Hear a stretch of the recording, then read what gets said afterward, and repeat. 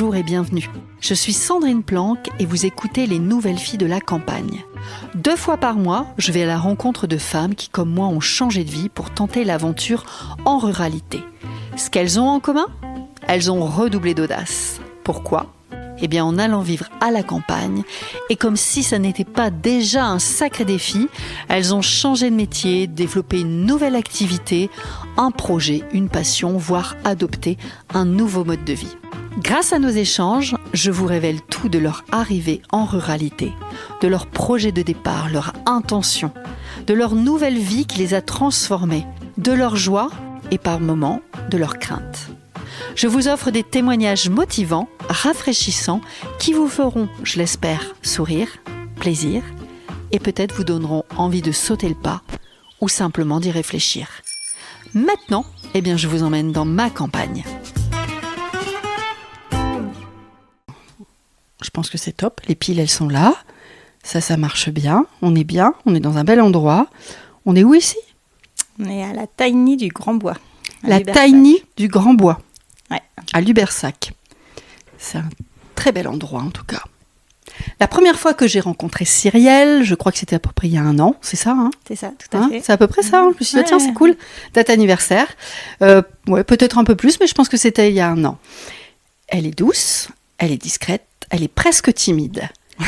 Elle faisait des choses magnifiques, elle fait toujours des choses magnifiques avec ses mains. Elle se lançait doucement dans la création de bijoux, mais comme beaucoup de femmes, elle doutait de sa légitimité, de sa place, de sa valeur. Au fil des mois, je l'ai vue évoluer, entre autres sur les réseaux sociaux ou par des petits messages WhatsApp. Prendre confiance, prendre sa place, oser, créer, s'affirmer, se montrer et réussir. Alors aujourd'hui, j'avais envie de lui tendre le micro. Bienvenue Cyrielle. Merci Sandrine, c'est vraiment très joliment dit. Est-ce que ça te convient ?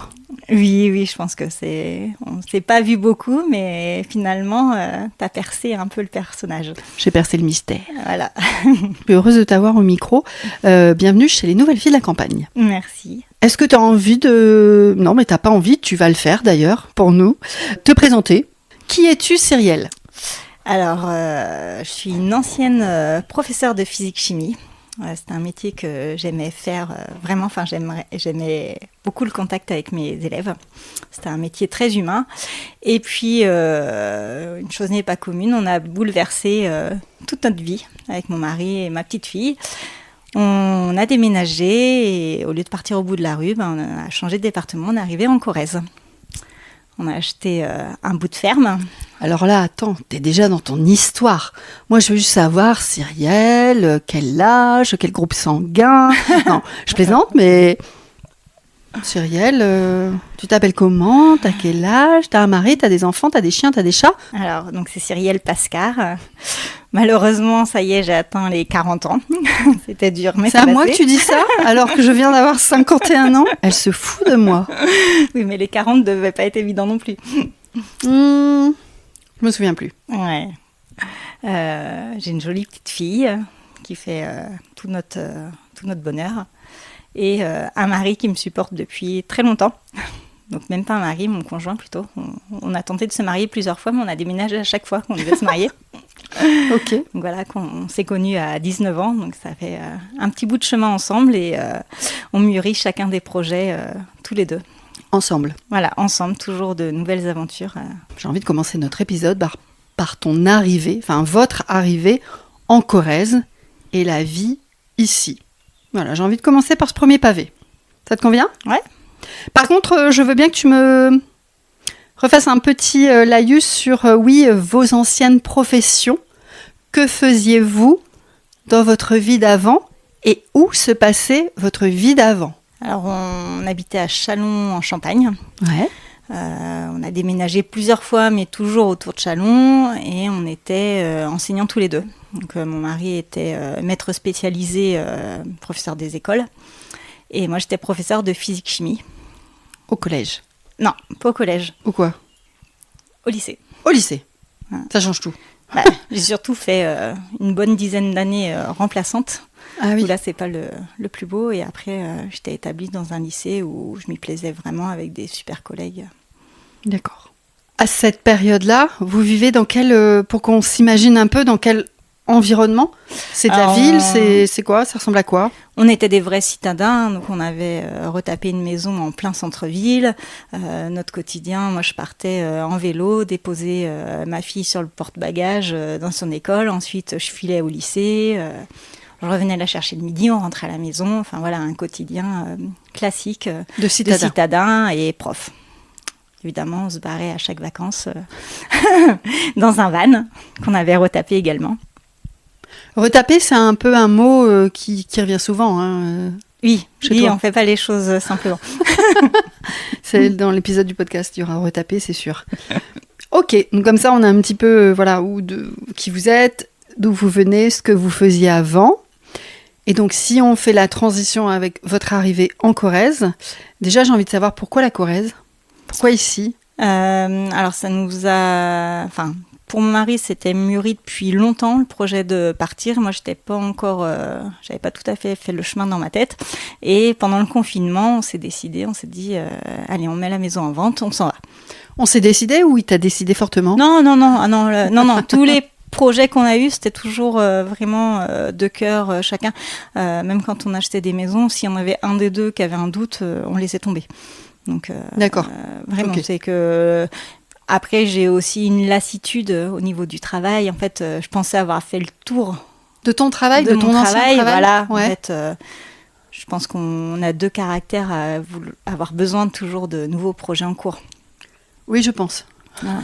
Donc voilà, donc j'étais OK pour partir. Et en fait, on s'était fait toute une liste de critères.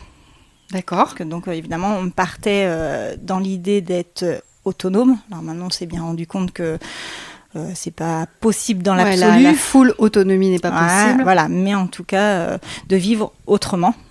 Donc on avait fait toute une carte mentale de ce qu'on voulait, de ce qu'on voulait pas, et donc les critères en fait d'achat. Et il y avait plein de critères, sauf géographiques. Mais par rapport à tout ce qu'on recherchait, et ben finalement la Corrèze regroupait tout ce que vous aviez posé. Voilà, c'est ça. Tout ce que vous aviez écrit. C'est ça. Je me permets de te demander rapidement, hein, tu n'es pas obligé de me raconter ça en 25 pages ou d'aller trop dans le détail de ce que tu n'as peut-être pas envie de dire, mais l'autonomie, pourquoi à un moment donné switcher? Alors peut-être que dans votre ancienne vie, même si vous étiez en ville, vous étiez déjà sur une espèce de transition, ou c'était peut-être des sujets que vous affectionniez, mais pourquoi? Je pense qu'on a toujours eu un côté quand même de vouloir tout faire soi-même. Par exemple, dans la cuisine, c'est moi qui faisais tous les plats. On allait au potager, chercher les légumes. Déjà etc. quand vous étiez à Châlons? Déjà, ouais, en ville. Et moi, ça me prenait une part vraiment très importante du temps. Ouais. Entre le temps de prof, de travail, et puis après de cuisiner. De maman. Voilà. Mais c'est vrai qu'on avait envie tous les deux de faire les choses bien. Et puis avec le Covid, en fait, de se retrouver dans une maison en plein centre-ville. Alors par chance, on avait quand même un petit jardinet, mais on s'est dit, voilà, ce serait bien de pouvoir s'approvisionner soi-même. Et l'autonomie, elle se limite pas qu'à la nourriture? Non. Non, d'un point de vue aussi technique, électricité, enfin tout ce qu'on pouvait. Et le départ, en fin de compte, c'était de faire la liste de des points techniques auxquels on tenait réellement et ceux auxquels on pouvait laisser tomber. Par exemple, la machine à laver, j'ai dit c'est mort, tu me feras pas pédaler un vélo pour faire la machine à laver. Voilà. Après le lave-vaisselle, j'ai dit non mais j'ai cru que tu allais me dire on n'a plus de machine à laver et là j'allais dire ah non mais là t'as un savon en bicarbonate et puis bon, après c'est un camping ou un van, c'est comme ça, mais oui, j'ai vraiment cru que tu allais me dire ça là. Non, mais c'est pas facile en fait de savoir les choses auxquelles tu tiens réellement et les choses auxquelles tu peux céder. Donc la machine à laver, c'est la chose à laquelle t'as pas cédé? Non, c'est pas possible. Et est-ce qu'il y a une chose, on va un peu plus loin là tout de suite, mais c'est pas grave, moi j'aime bien quand c'est comme ça. Et alors, est-ce qu'il y a une chose auquel tu as cédé et que tu regrettes aujourd'hui? Non, pas spécialement, non, désolée. Non. Ok, je pensais qu'elle allait me donner un truc. Non, c'est vrai. Je réfléchis, mais d'accord. non. Et alors, donc à part la machine à laver, est-ce qu'il y a d'autres choses auxquelles t'as pas cédé? Non, c'était que la machine à laver. D'accord. La vaisselle, on n'en a pas. Après, je pense que dans notre mode de vie citadin, on n'était déjà pas trop adepte de toutes les technologies qui existaient. Enfin, on faisait un minimum, on avait déjà notre poêle à bois. Enfin, on n'est pas trop gadget. Donc le tri n'a pas été difficile. Oui. Ok. Après, D'accord. on avait... il y avait le point des toilettes sèches qu'on n'avait jamais expérimenté. Que tu n'avais pas à Chalon, tu l'as ici. Voilà, donc ça, on s'était dit, on essaie, mais si ça ne nous convient pas, c'est tout, on fera machine arrière. Et puis finalement, en fait, c'est pas du tout une contrainte. Donc, D'accord. C'est bien que tu dises ça parce qu'effectivement, il y a toujours, moi, cette notion de me dire, c'est pas, enfin, rien n'est définitif et en tout cas, il faut l'envisager pour aussi un peu dédramatiser ou déculpabiliser, etc., etc. Donc le fait de se dire, bah voilà, on passe en toilette sèche, mais si finalement ça ne nous convient pas, on revient en arrière. Oui, c'est ça en fait, c'est qu'il faut pas faire des choses qui nous forcent. Tout ce qu'on fait, c'est parce qu'on a envie de le faire qu'on le trouve pas difficile. Après, on n'est pas encore dans une situation d'état d'urgence, donc en fait, on fait les choses au fur et à mesure comme on le sent venir. Finalement, cette année, on n'a quasiment pas lancé de potager parce qu'on n'a pas le temps d'en lancer, mais c'est pas grave. Le jour où il faudra le faire, on a ce qu'il faut pour le faire. D'accord. Ouais, tu te mets pas une pression ou des objectifs avec des attentes, etc. Non, de toute manière, dans tous les domaines, il vaut mieux le faire comme on a envie. Donc, il n'y avait pas de position géographique, tu as dit ? Non, parce que je pense que même si on avait trouvé à proximité de Chalon... tu restais à Chalon. Je pense que j'aurais même gardé un mi-temps prof. D'accord. L'idée, c'était pas forcément de partir très très loin. Non. D'accord. Non, en fait, la contrainte la plus difficile quand on part, en fait, c'est la contrainte financière. C'est le nerf de la guerre. On s'était fait avoir dans d'autres maisons où on avait craqué pour des belles maisons et on s'est bien rendu compte que c'était pas possible. Donc voilà, le point de vue financier à respecter. Ensuite, l'environnement, on voulait un point d'eau. Moi, je voulais quand même pour notre fille rester à proximité d'une petite ville. Ouais, tu es à côté de Lubersac. Hein ? Oui, c'est ça. On est vraiment tout proche, mais quand on arrive à la maison, on a l'impression d'être perdu dans notre petit coin. Oui, c'est vrai. Je valide. Et alors, donc, finalement, même s'il n'y avait pas ça, c'est quoi ? C'est en voyant une annonce comment vous avez trouvé ce lieu ? Le mieux, ça aurait été que tu demandes à notre fille. C'était très rigolo pendant le confinement, parce qu'en fait, tous les matins, on scrutait le Bon Coin. On se faisait un listing de tout ce qui potentiellement pouvait nous intéresser. Et ensuite, toute la journée, on appelait les agences et on avait à côté de ça une liste de questions à poser. Carrément, on avait fini parce qu'en fait, on a appelé tellement de choses. Parce qu'au départ, tu poses des questions basiques. Est-ce qu'il y a des voisins, des choses comme ça. Mais après, tu demandes aussi, est-ce qu'il y a une déchetterie juste à côté ? Est-ce qu'il y a une ligne électrique ? Parce qu'en fait, les gens, ils voient pas ça comme des contraintes. Donc, on appelait, on se présentait et on disait, j'ai quelques questions à vous poser. Supplémentaires. Voilà. Au basique. J'ai un cahier des charges bis. Ok. Et donc, tu trouves ce lieu. C'est en Corrèze. Ça te dérange pas de partir si loin ? Non. Non. Tu dis c'est bon, allez hop, nouvelle aventure. Ouais, mon conjoint était déjà parti une première fois tout seul voir un terrain mais un peu plus bas, je crois en Aveyron. D'accord. Et moi j'étais pas venue parce que c'était le confinement, on s'était dit ça craint quand même de partir à deux. Et puis finalement on s'est rendu compte que c'était un très mauvais choix parce qu'une fois sur place, il était incapable de prendre une décision tout seul. Ah oui. Pour valider un achat ou non.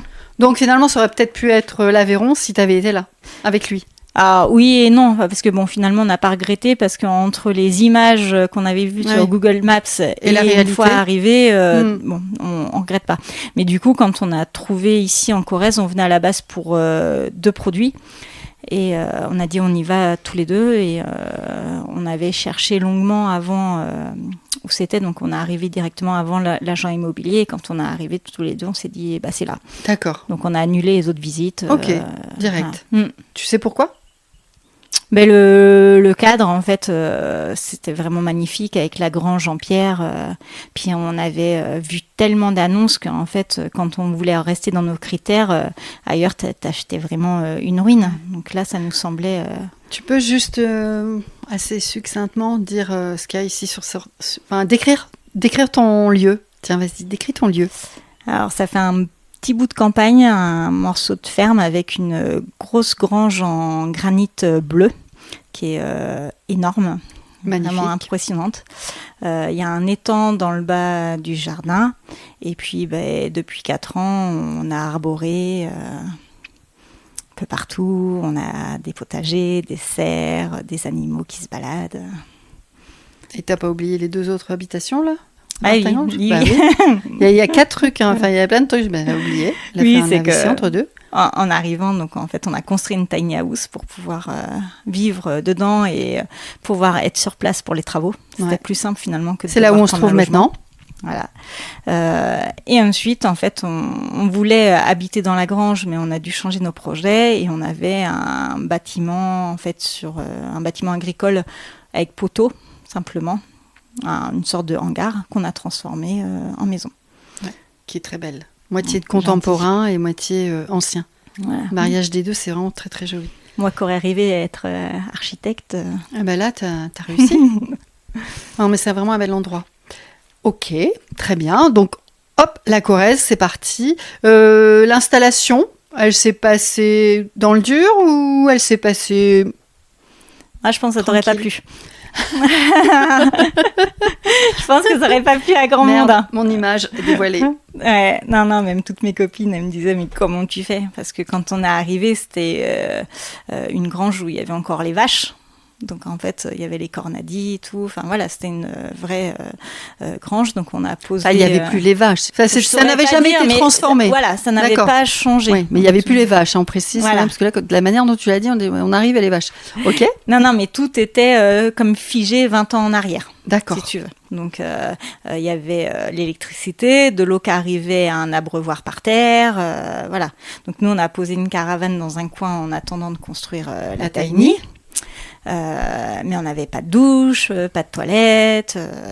Voilà, je faisais à manger dans la grange, mais c'était de la terre battue. Et c'était à quelle période ?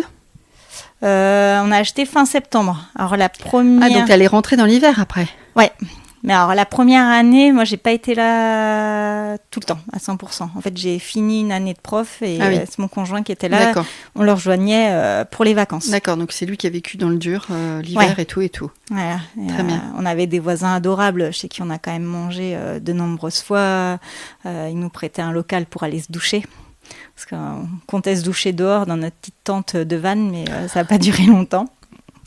Ah, parce que les hivers, quand même, peuvent être quand même piquants ici. Ok, donc l'arrivée, finalement, tu l'as décrit comme... comment ? Comme tout nouveau projet. En fin de compte, quand tu commences un projet, t'es comment on dit t'es enjoué. Enfin, tu vois pas les difficultés. Enfin, à chaque fois que nous... Tu les vois pas tout de suite, du moins. Voilà, nous, c'était pas notre première construction. Et à chaque fois, en fait, on y va tête baissée et content d'y aller.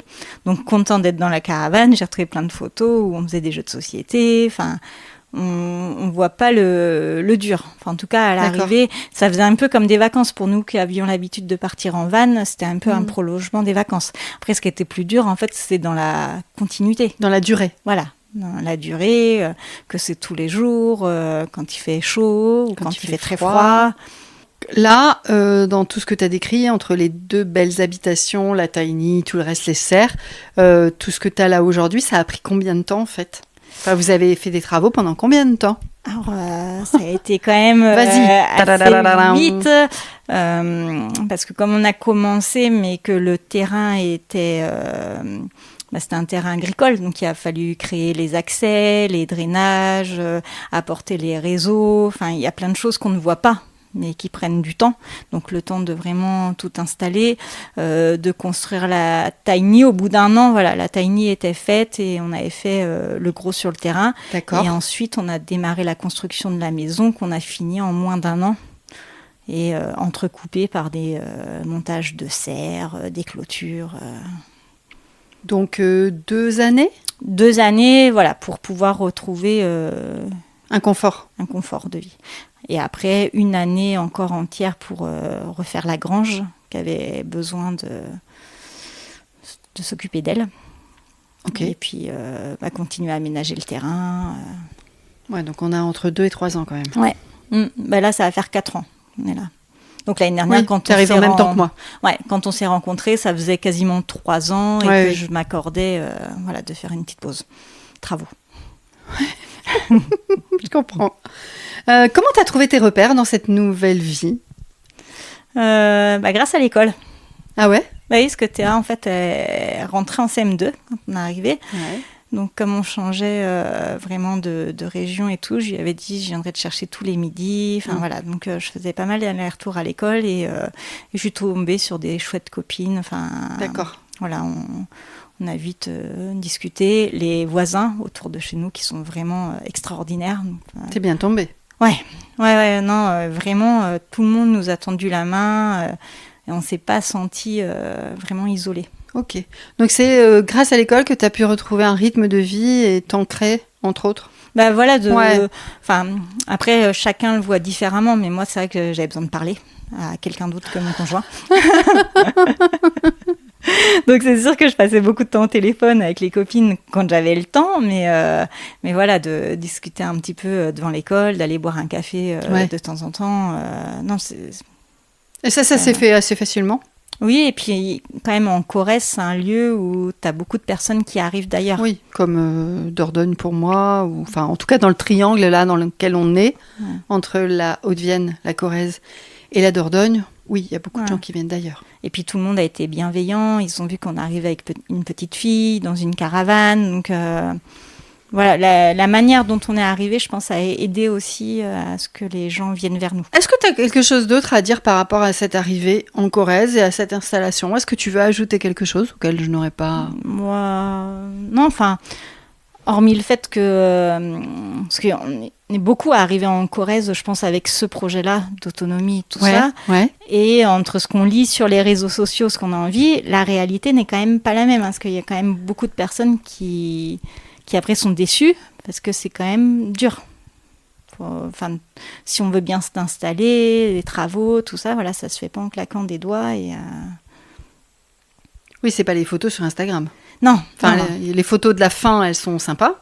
À la limite, quand on arrive ici, effectivement, on se dit waouh, c'est génial. Mais oui, tout ce qu'il y a avant... c'est pas tout. Voilà. Parce qu'il y en a quand même qui arrivent et qui se mettent dans des difficultés parce que ils peuvent pas parer aux travaux et aller travailler. Enfin voilà, c'est pas donné à tout le monde. Tiens, tu donnerais quoi, toi, du coup, comme conseil, justement, si des gens veulent transitionner sur une autonomie, pas à 100% parce que c'est pas faisable, mais tu leur dirais quoi? Alors c'est rigolo parce qu'en fait, récemment, j'ai eu un ancien ami qui était le fils de ma nourrice qui m'a appelé en me disant « Je veux partir, quel conseil tu me donnerais ?» Et parce que ça donne envie, comme tu dis, quand on nous voit sur les réseaux sociaux, et puis on partage que les belles images, hein. On partage pas tout. Et en fin de compte, déjà, si on part en couple, il faut que ce soit une décision commune. Je pense que s'il y en a un des deux qui est réticent, ça va au drame. Ça va coincer, voilà, fatalement. Il faut bien réfléchir son projet, savoir exactement ce qu'on veut, et peut-être pas voir trop grand tout de suite. Il faut y aller pas à pas et voir ce qu'on se sent capable de faire. Là, tu parles pas uniquement de la partie travaux, tu parles aussi des autres... Qu'est-ce qu'il y aurait comme si je devais mettre des petites cases, comme ça, des petites boîtes sur ce que représente l'autonomie? Je sais pas, l'alimentation, la production d'énergie, patati patata. Mais chaque effort fait est bon. En fait, on ne peut pas juger un tel, tu fais ça, c'est pas bien. En fait, je pense que si chacun fait des efforts, ça va dans un sens. Je sais que nous, on peut pas nous dire qu'on est super réglo sur tout. On a essayé surtout d'acheter de la seconde main, les matériaux de trouver d'occasion, etc. Mais je pense qu'il faut que chacun fasse ce qui leur semble bon à faire et ce qu'ils ont envie. Parce que si le potager, ça devient une contrainte et qu'on n'a pas envie, faut pas le faire. Par contre, là, pour moi, c'est pas tellement de l'autonomie dans ce cas. Alors, non, mais ça vient petit à petit et de toute manière, l'autonomie totale, on ne peut pas rêver, on n'a pas tout ce qu'il faut pour le faire. Oui, c'est un peu utopique de penser à une totale autonomie. Oui, ou pas dans notre société, ou sinon, il faut abandonner aussi tout le confort de vie. Donc si on y est forcé par la force des choses, on y arrivera. Mais si tu donnerais comme conseil de garder la machine à laver? Oui, la machine à laver, il ne faut pas lâcher. Ça marche. Je me suis écrit la naissance de ton activité professionnelle. On peut parler de ça, l'activité professionnelle. Tu peux donner le nom de ton activité et puis expliquer ce que tu fais, ce que c'est. j'ai pas envie de le dire, vas-y, dis-le. Alors, j'ai créé les ateliers du Grand Bois. Pourquoi du Grand Bois? Parce que c'est le lieu dit? Voilà, c'est Voilà, ça. bah, tu sais que j'ai eu la réponse aujourd'hui. C'est vrai que souvent, je me suis dit, tiens, pourquoi ça? Bon, ok, après, ça m'est passé. Et puis, quand j'ai tapé l'adresse, tout ça, je fais, ah, d'accord. Okay. Alors, j'ai pas cherché bien loin. Et puis, au départ, quand on crée son entreprise, en fait, on sait pas trop ce qu'on veut y glisser derrière. Donc, c'est pour ça que j'ai pris un nom assez généraliste. Parce que je me suis dit, si jamais je fais des ateliers à la maison, des choses où que je glisse sur d'autres choses. Oui, ça détermine pas ton activité. Voilà. Il fallait que ça reste assez flou. Et du coup, en fait, alors moi, je fais de la couture depuis vraiment très longtemps. C'est ma passion. Et depuis quelques mois, en fait, je faisais des petits bijoux en couture avec du simili-cuir, voilà, des petites broches, des boucles d'oreilles, alors, toujours pour faire des cadeaux. Ouais. Aux copines. Et elles m'ont toutes tannée en me disant, mais essaye de les vendre, pourquoi tu le fais pas? Puis bon, bah, à force de l'entendre, je dis, bon, ok, j'essaye. Donc, le soir dans le lit avec une copine qui se reconnaîtra, T'étais dans le lit avec ta copine? Non, par... Fais attention à ce que tu dis. Oui. Enfin, tu peux, hein, je m'en fous, mais... Non, en fait, c'est que... Au téléphone. Faut imaginer que les journées, en fait, elles restaient rythmées par les travaux. Et moi, en fait, de temps en temps, voilà, je m'imaginais en me disant, tiens, et si je vendais mes créations, voilà. Donc, mais bon, les journées étaient bien remplies. Et souvent, le soir, en fait, c'est mon seul moment où, voilà, tout le monde dort et je peux être un peu tranquille. Donc, avec une amie de longue date, on échangeait par message. D'accord. Là, sur le téléphone. Et voilà, et petit à petit, j'ai construit ça. On échangeait, tu penses quoi de tel logo, machin. Et j'ai lancé... Ça a été un peu ton coach ou ton... Voilà, en fait, elle te faisait un retour. D'accord. Voilà, je m'interrogeais parce que c'est pas un domaine que je connaissais. Et j'ai lancé ça comme ça pour rire, une page Facebook. Je me dis, ça coûte pas grand-chose, je vais voir ce que ça donne. Par contre, t'as pas donné la particularité de tes bijoux? Ah oui, parce qu'en fait, au départ, quand j'ai lancé, c'était juste comme ça. Et quand j'ai vu que ça pouvait prendre, j'ai dit, OK, donc j'ouvre mon entreprise, mais moi, je veux pas commercialiser du plastique. Donc, j'ai fait des recherches sur des matières végétales. Et donc, je suis tombée sur de l'apple skin, que j'appelle de la peau de pomme, parce que voilà, on est en France. Et donc, qui est une matière végétale qui est faite à partir des déchets de pommes. Les épluchures. Voilà, en fait, du mou des jus de pommes. Alors, pas que, hein, on utilise en fait 40% de ce mou qui est séché et réduit en poudre. Et ensuite, il y a des liants pour que ça fasse une pâte. Mais en tout cas, voilà. D'accord. Oui, donc non, c'est pas la peau non plus. C'est tout le... Bah, quand le jus de pomme, il est broyé, c'est la peau, les pépins. Bah, moi, j'ai un extracteur. Quand je mets ma pomme, il y a plein de matière là dedans. C'est ça. D'accord. C'est ça. Alors, donc, tu te dis, bon, tu crées l'entreprise, tu dis, OK, on va les commercialiser. Tu as trouvé le nom entre deux et tu t'imaginais le faire comment? Enfin... je savais pas trop. Alors, les réseaux sociaux, je commençais à poster quelques photos, mais au départ, je savais pas trop où j'allais. Alors, j'ai des copines qui me disaient, tu les vends pas. Enfin, j'osais pas trop indiquer des prix. Donc, tu les faisais, mais t'osais pas vendre, quoi. Je suis là, je suis là, mais je veux pas trop le dire que je suis là, en fait. Donc, j'ai tâté le terrain longtemps. J'ai créé un site internet, en fait, tout de suite, pour pouvoir vraiment fixer... faire un tunnel de vente. On peut acheter en ligne? Oui. Donc comme ça, au moins, ça faisait une boutique en ligne et puis...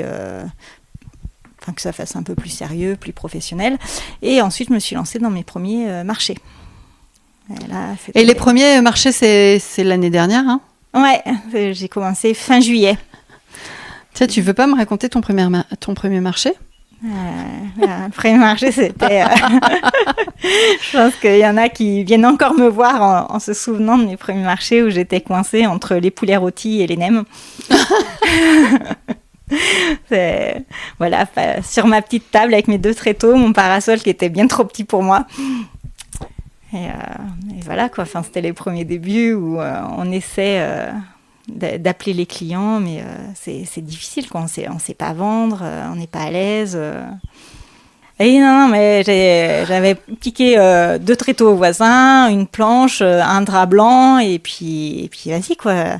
Puis de toute manière, au début, on veut pas trop investir, donc on essaie. Donc notre stand, il ressemble à rien.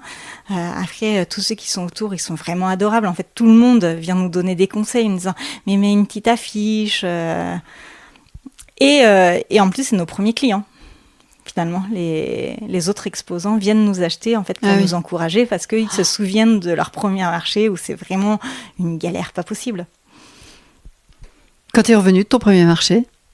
J'étais épuisée parce qu'on s'était levé à 5h du matin parce que forcément, on veut être là dès le début du marché. Parce qu'on tu dis on? Tu n'y es pas allée toute seule? Ouais, ma fille m'a accompagnée longuement. Donc, elle se levait super tôt, chargeait la voiture, on arrivait et puis on attendait. Mais finalement, des boucles d'oreilles, les gens, ils vont en acheter vraiment toute fin de matinée. Tu as de la chance d'en vendre une paire à 11h30 midi. Et puis voilà. Tu veux dire que ton arrivée très tôt, ça ne servait à rien? Bah oui, mais t'es obligé. Marché, oui, t'es obligé. Sinon, après, t'as pas ta place ou tu peux plus y accéder. Voilà. Ok. Donc, non, c'était dur. C'était dur. Ouais. C'est très souvenir. Entre le poulet et les nems, tu devais avoir la dalle. Mais non, mais c'était horrible. Parce qu'en fait, les gens, les poulets rôtis avaient plus de succès que les boucles d'oreilles. Ouais. Souvent, les poulets rôtis sur les marchés, c'est le best, quoi. C'est ça.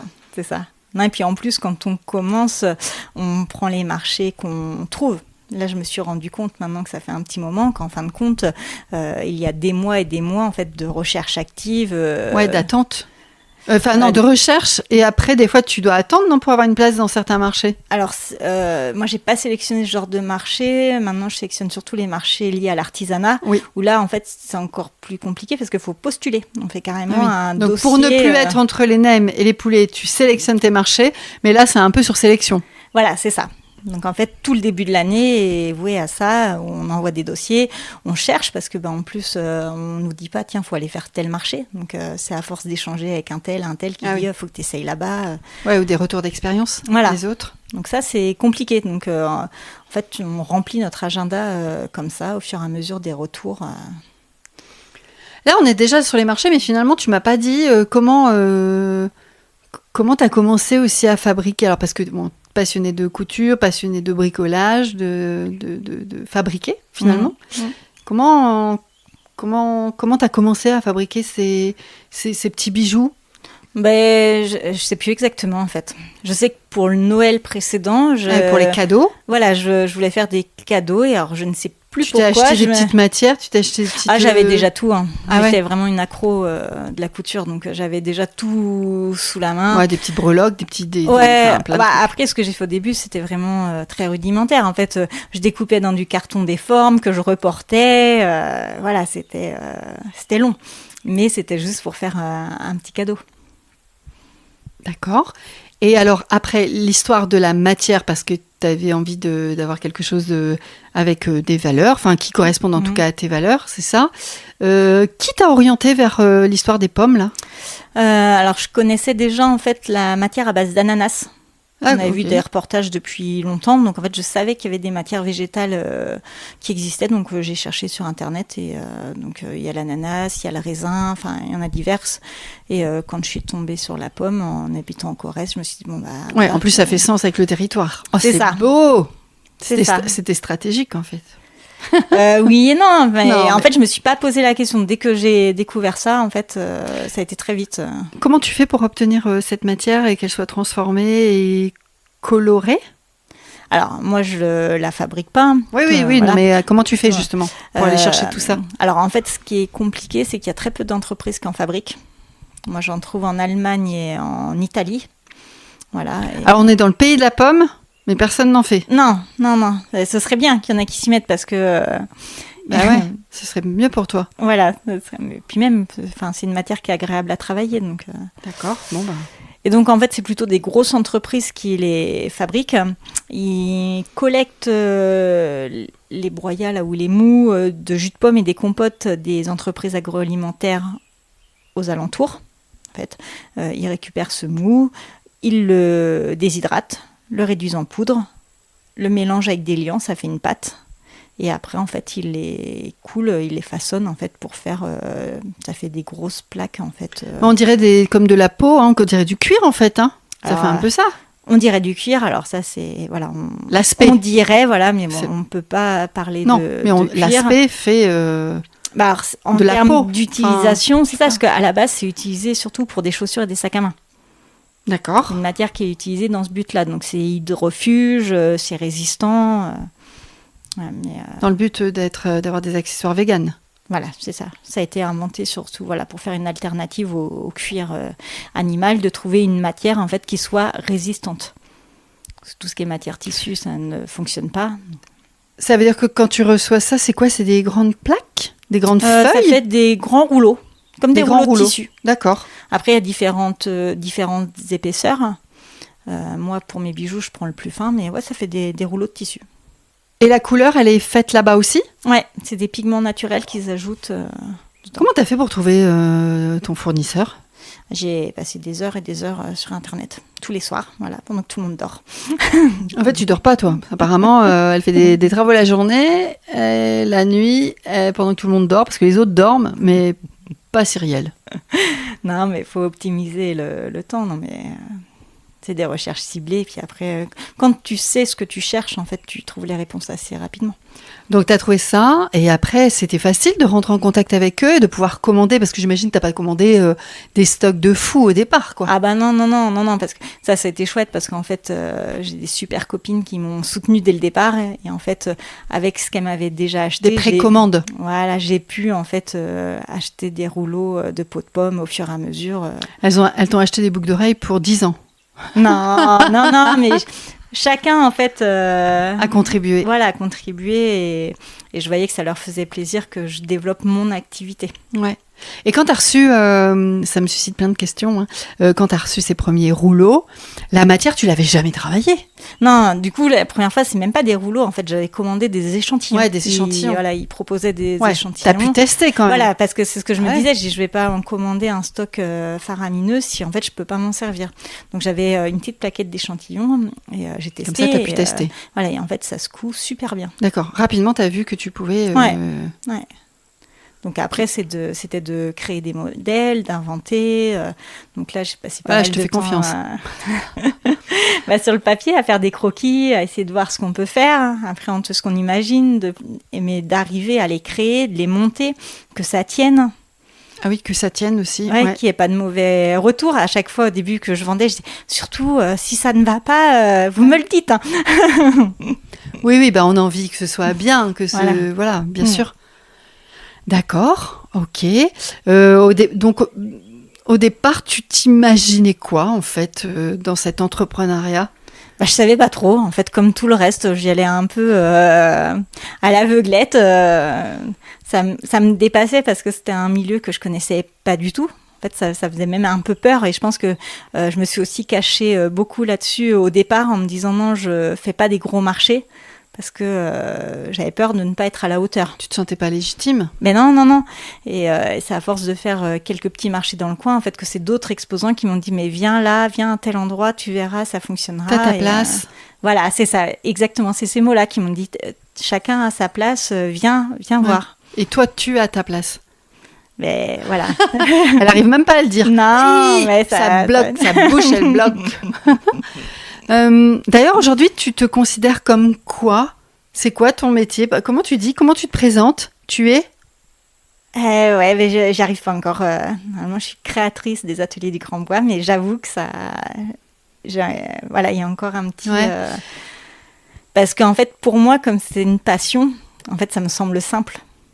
Et c'est en faisant quelques... Tu rigoles? C'est pas simple. Mais parce que j'ai toujours fait ça. Tu vois pas toutes les étapes que tu as menées, les recherches, etc., etc.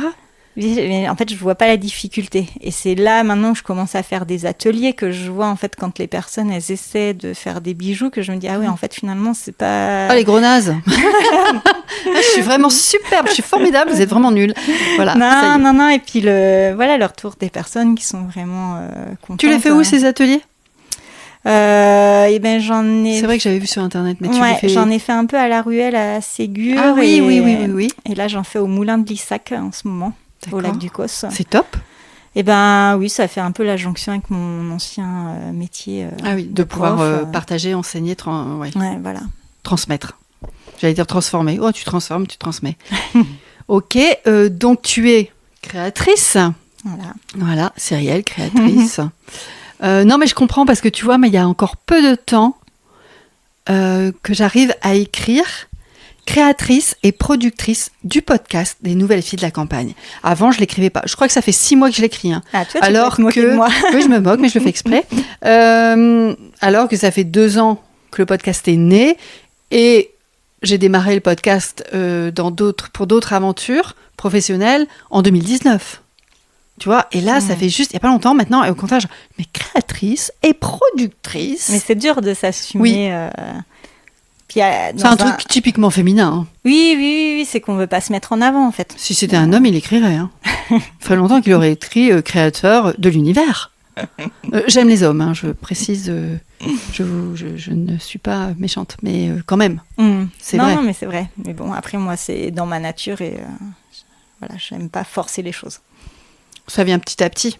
Oui, je pense avec l'assurance, avec le retour des personnes. C'est une très bonne transition, madame, parce que, comme j'ai dit dans l'introduction, malgré tout, entre il y a 1 an que tu commençais ce projet, les petits marchés, etc., et aujourd'hui, il y a eu une sacrée évolution. J'aurais même envie de dire un gros mot et de dire une putain d'évolution.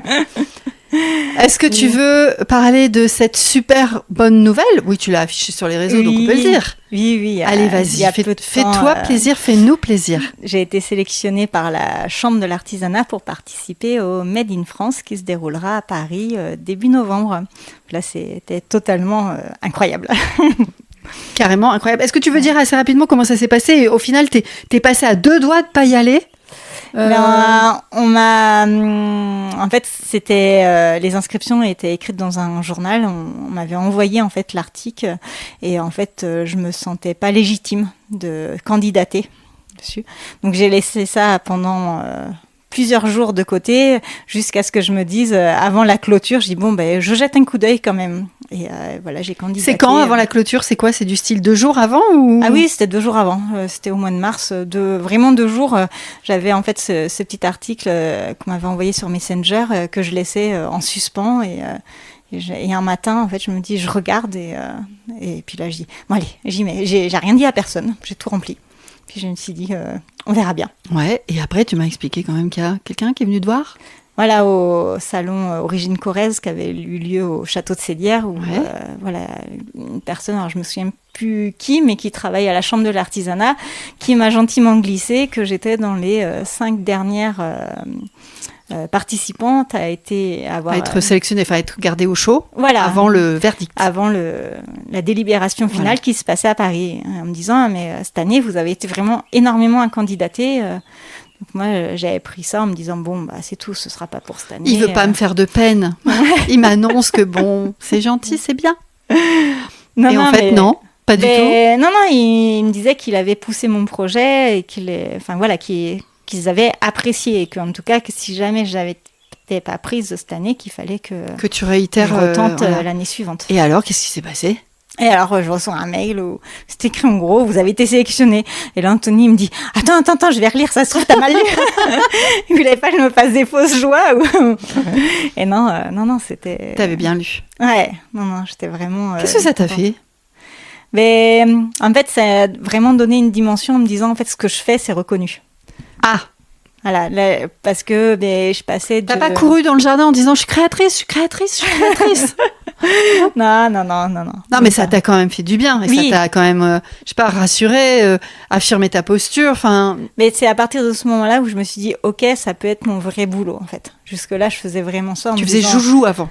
Voilà, ça me faisait plaisir. Je me disais, on verra bien ce que t'as donné. Là, je me suis dit, en fait, peut-être qu'il y a une réelle opportunité et il va falloir la prendre maintenant. Malgré tout, avant cette très très très bonne nouvelle, tu t'étais quand même aperçu, parce que tu m'as parlé aussi des marchés de Noël, qui avaient un potentiel, que les gens t'achetaient.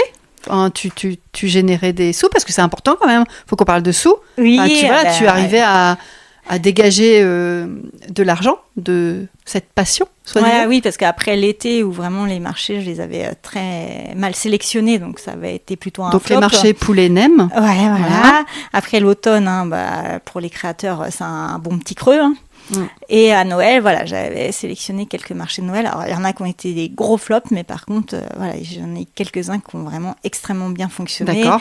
Et là, t'as gagné de l'argent, t'étais contente. Là où on est épuisé notre journée, qu'on vend toute la journée, qu'on refabrique la nuit entre deux. Ça, c'est trop bien. Non, là, ouais, on a en fait une énergie de fou où on se dit, non, mais on y va, quoi. D'accord. Donc, avant déjà, quand même, cette super nouvelle, tu avais gagné en confiance quand même. Oui, je m'étais dit ça peut fonctionner. Mais après, toujours en me disant bon. Pourquoi tu t'es pas dit ça fonctionne tout simplement? Parce que à côté c'était quand même dur. À part les gros marchés, j'avais quand même très peu de commandes. Ventes en ligne. Donc cette super nouvelle, donc ça va se passer. Qu'est-ce qui va se passer? Qu'est-ce qui va t'arriver? Ça va se passer où? Ça va se passer quand? Alors début novembre à Paris. Porte de Versailles, donc dans le stand de la Chambre d'artisanat de la Nouvelle-Aquitaine. Donc j'ai un petit stand qui m'est réservé. Et voilà, là j'espère il va y avoir plus de 110 000 visiteurs. Donc, t'as intérêt à en avoir des boucles d'oreilles. Et oui, du coup à partir de septembre, je n'existe plus.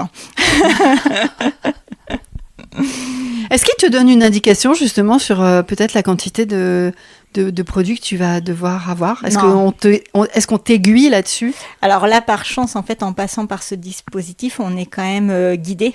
Donc à partir du moment où j'ai eu la réponse, il y a une dame qui est adorable en fait et qui répond à toutes nos questions, qui est dévouée à nous accompagner. Oui, t'es pas jeté dans la fosse quoi. Non, puis il y a des réunions, mais par contre sur la quantité de produits à amener, ils préfèrent pas se prononcer parce qu'en fait ça dépend du produit et comme elle m'expliquait, ça dépend aussi de la manière dont on les vend. Mais bon, dans le doute, je vais en emmener plein. Ok, pourquoi? Tiens, j'ai envie, ça me vient là comme ça, pouf, tout me vient comme ça. Pourquoi tu sais, pourquoi tes produits? Qu'est-ce qui a fait que c'est toi et pas, Alors une autre? C'est la première question qui nous vient. Pourquoi moi? Voilà, on se sent privilégié et a priori ce serait quand même le côté bijoux éco-responsable. D'accord. Voilà, d'utiliser une matière. C'est innovant quand même. C'est assez innovant. Alors après, je dis pas que je suis la seule à en faire, parce que j'en ai trouvé quelques-uns sur Internet, mais dans un style totalement différent. C'est plutôt des maroquineries, en fait, qui récupèrent leurs petits bouts, mais qui font des pièces très simples.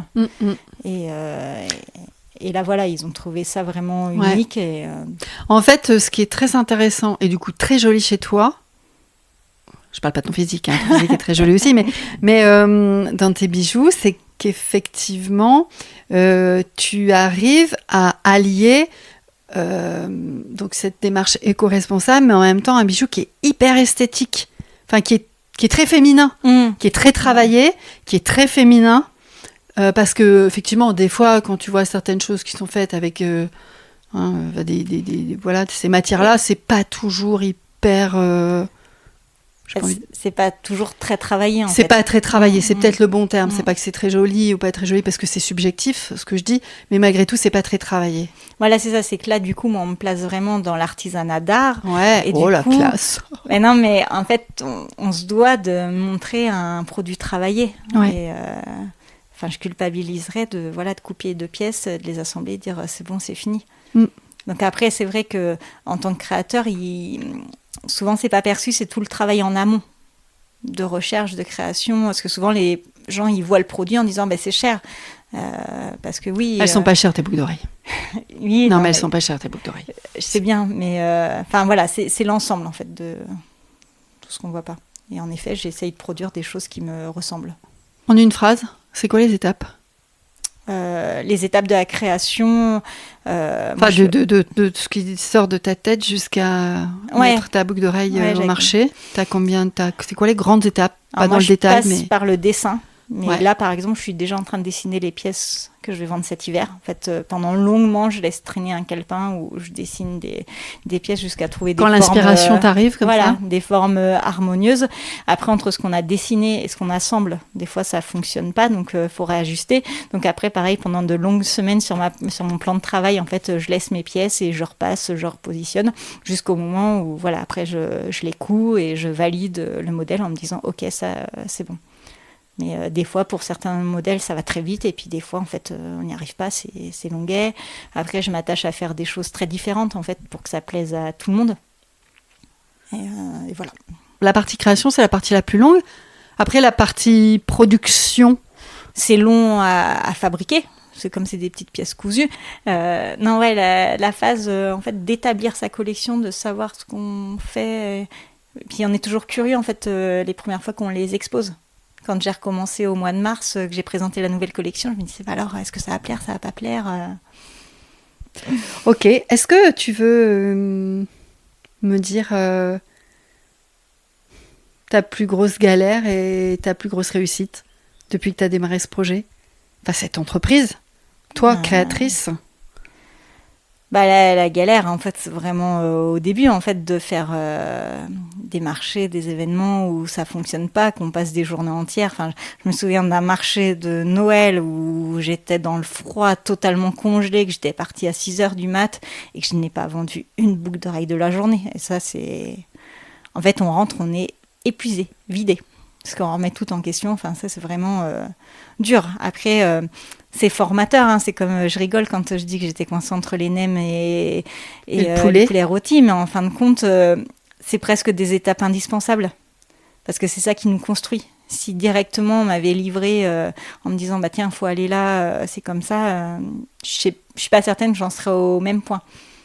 D'accord, donc les difficultés du début, c'est constructeur finalement, mais sur le moment on le vit pas très bien. Est-ce que tu t'es dit aussi faire ça en campagne, est-ce que c'est une bonne idée? Est-ce que ça aurait pas été plus facile de le faire en ville? Ouais, souvent je me suis dit ça en effet, que dans des grandes villes où tu as du monde, je me disais ce serait plus facile.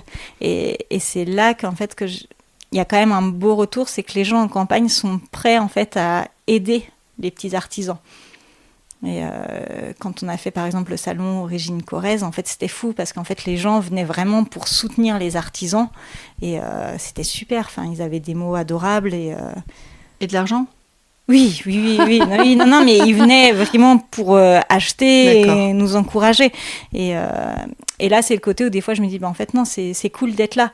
Où il y en a qui me passent commande en me disant oui, on préfère vous faire fonctionner. Mais comme tu dis, c'est le temps de se faire connaître. Ça marche. Est-ce que tu as envie de rajouter quelque chose avant de clôturer avec quelques questions là? Est-ce que tu as envie de rajouter par rapport à ce que tu connais du podcast et tout ton parcours et parmi cette conversation, est-ce qu'il y a quelque chose que tu as envie de me partager auquel je n'aurais pas pensé et qui te tient à cœur? À la campagne, en fait, faut venir y vivre pour se rendre compte réellement de la vie ici, mais il y a de très belles choses qu'on ne dit pas. Une entraide énorme entre tout le monde. Enfin, on retrouve des choses qui sont totalement effacées en ville. Là, c'est vraiment un groupe qui s'aide, mais sur tous les points. Même quand je fais les marchés, en fait, tous les exposants, en fait, on retrouve toujours les mêmes. Ça devient des amis. Les personnes sont très solidaires. Ça, c'est une chose que tu retiens vraiment de la vie à la campagne. Oui, que c'est chouette. En fait, on n'est pas isolé. Enfin, pour moi, c'est très loin des clichés qu'on imagine. Alors, peut-être que pour des personnes âgées qui sont toutes seules dans leur maison, c'est dur, mais ce serait la même chose en ville. Hein. Oui, il y a des personnes âgées qui meurent tout seules dans leur appartement à Paris. Hein. Et voilà, c'est pas lié. C'est que des gens avec des chouettes valeurs. Voilà. Et puis après, de toute manière, qu'on soit n'importe où, on s'entoure de personnes qui nous ressemblent et c'est pas parce qu'on est parti qu'on oublie les autres personnes. Tout simplement, si ta famille était autour de cette table avec nous, à ton avis, qu'est-ce qu'elle te dirait par rapport à ce qui s'est passé, surtout cette dernière année? Alors si, avec ce changement de vie, etc., mais moi, c'est surtout ton parcours là, de créatrice, t'as bien entendu, de créatrice? Ouais, non mais je sais, parce qu'en plus, j'ai revu toute ma famille récemment et je sais qu'ils sont fiers de moi. tous, voilà, que ceux qui sont là, ceux qui ne sont pas là. J'ai un parcours qui est totalement atypique, que j'ai pas fait toute seule, hein, heureusement, hein, qui est mon conjoint, qui est ma fille, on a fait ensemble. Mais on fait tout ce que personne n'oserait faire, et depuis bien longtemps, depuis la première maison qu'on a achetée, qu'on a revendue quasiment aussi sec derrière. Voilà, en fait, tout ce qui effraie tout le monde, en fait, on saute à 2 pieds dedans. Et ta fille, elle te dirait quoi, tu crois ? Ma fille, elle est fière, elle me le dit souvent, qu'elle est fière de ce que je fais, quand elle me voit partir au marché, là, que je sois prise au Made in France. Ah ouais. Elle est contente, elle sait que c'est pas évident parce qu'elle nous voit au quotidien que oui, que c'est pas toujours rose, qu'on est toujours en train de courir à droite à gauche, mais non, elle est vraiment heureuse. Et toi, ça te fait quoi d'entendre ça, ou ça te fait quoi ? C'est un apaisement parce que ça a été un parcours difficile. Parce qu'autant avant, on a eu d'autres projets, mais qui étaient quand même plus petits, en tout cas moins ambitieux. Mais là, quand on change de département, qu'on change de région, qu'on part tout, qu'on remet tout en jeu financièrement, personnellement, c'est dur. Donc là, en fait, d'arriver à l'achèvement, de voir qu'on est arrivé au bout de notre projet et qu'en plus, on n'y avait pas pensé, la cerise sur le gâteau, que d'un point de vue professionnel, on fait quelque chose qu'on n'aurait jamais imaginé et que ça fonctionne, c'est top, c'est top. Là, d'un point de vue professionnel, c'est toi surtout ? Oui, c'est moi, mais c'est un projet de vie, en fait. Nous, c'est pas un tel travail, en fait, c'est que, voilà, que notre famille s'en sorte. On ne sépare pas, en fait, les tâches. C'est commun, en fait. On fait vivre notre famille. Ah, je mets la petite musique. Parfait. Bon, pour terminer, j'en ai 2. Si une femme qui t'écoute hésite à se lancer, qu'est-ce que tu lui dis ? Il faut se lancer, parce que tout le monde attend. Mais en fait, il n'y aura jamais de bon moment. Donc, faut se lancer du moment qu'on est en accord avec soi-même. Moi, c'est vrai que j'ai jamais réussi à me lancer quand j'étais frileuse. Mais en fait, quand on le sent au fond de soi, qu'on se dit j'ai envie d'essayer, il faut s'écouter. Tout simplement. Pourquoi tu m'as dit oui ? Et comme je te dis, je fais tout avec le cœur et j'avais envie. En fait, je me force jamais. Si j'ai pas envie, je fais pas. C'est avec plaisir, sinon je t'aurais dit non. Elle est vraiment la dernière. Enfin, quand tu écoutes certaines nouvelles filles de la campagne, ça te procure quoi ? Ça t'apporte quoi ? Souvent, en fait, je pense qu'on fait le parallèle entre les points communs et les différences. Et c'est toujours enrichissant, en fait. Moi, j'écoute quand je couds, souvent. Ouais.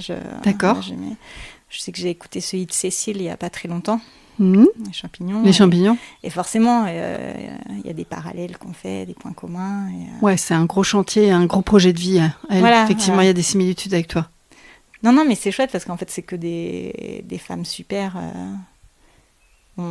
C'est enrichissant de s'écouter les uns les autres, de partager. Il n'y a pas de modèle à suivre. En fait, chacun fait ce qui leur semble bon et c'est tout. Pour clôturer, moi j'ai envie de te dire bonne chance pour le mois 2 déjà. Novembre. Le mois de novembre, c'est quoi la date ? Je sais plus. À peu près, c'est la fin du mois ? 5, 6. Ah non, c'est début novembre. Ça doit être 7, 8. D'accord. Je sais plus. Ok, donc bonne chance pour début novembre. Et puis, écoute, à bientôt. T'as envie de dire quelque chose pour terminer ? Non. À bientôt. Juste au revoir et à bientôt. Oui, au revoir, à bientôt. Allez, zou. Merci pour votre écoute, merci d'être resté jusqu'au bout de notre échange. Et si vous voulez continuer à m'encourager et surtout à faire connaître le podcast, vous pouvez mettre 5 étoiles et un commentaire sympathique sur Apple Podcast et Spotify. Surtout, vous n'oubliez pas de vous abonner à la chaîne de podcast pour être notifié des nouveaux épisodes. Et si vous voulez faire partie de la communauté des nouvelles filles de la campagne, abonnez-vous à la newsletter. Alors, soit vous m'écrivez sur les nouvelles filles de la campagne @gmail.com, tout attaché en minuscules, ou vous me contactez sur les réseaux sociaux des nouvelles filles de la campagne, Instagram et Facebook. Je vous dévoile les coulisses des nouvelles filles de la campagne, des tips, des astuces, des sujets, la sortie des nouveaux épisodes et plein d'autres surprises. Alors un grand merci et je vous dis à bientôt. Ciao!